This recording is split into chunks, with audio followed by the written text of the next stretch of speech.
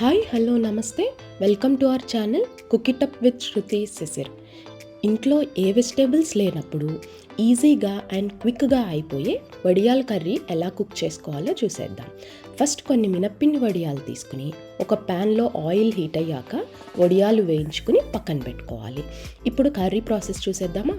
ఒక ప్యాన్ పెట్టుకుని కర్రీకి సరిపడే ఆయిల్ వేసుకుని కొంచెం హీట్ అయ్యాక జీలకర్ర, మినప్పప్పు, పచ్చెనగపప్పు, పసుపు, ఇంగువ వేసుకుని అవి లైట్గా ఫ్రై అయ్యాక గ్రీన్ చిల్లీస్ అండ్ ఆనియన్స్ వేసేసుకుని బాగా ఫ్రై చేసుకోవాలి. ఇందులో ఉప్పు కారం కొంచెం తక్కువగానే వేసుకోవాలండి, బికాజ్ వడియాల్లో కూడా ఉంటాయి. ఈలోపు మనం వేయించుకున్న వడియాలని ఒక మిక్సీ జార్లోకి తీసుకుని జస్ట్ ఒక విప్ చేసి పక్కన పెట్టుకోవాలి. అంటే పొడిం అవ్వకూడదండి, జస్ట్ కచ్చబిచ్చిగా ఉండాలి. నెక్స్ట్ ఫ్రై అయిన ఆనియన్స్లో లైట్గా అల్లం వెల్లుల్లి పేస్ట్ వేసుకుని పచ్చివాసన పోయేంత వరకు కలుపుకుని మనం గ్రైండ్ చేసి పెట్టుకున్న వడియాలను కూడా వేసేసుకోవాలి. బాగా ఒక 2 minutes పాటు బాగా ఫ్రై చేసేసుకుని కొత్తిమీర జల్లేసుకుని దింపేసుకోవడమే. ట్రై చేసి కామెంట్ బాక్స్లో చెప్పండి. అలాగే please do share, like and subscribe to our channel cook it up with Shruti Shishir.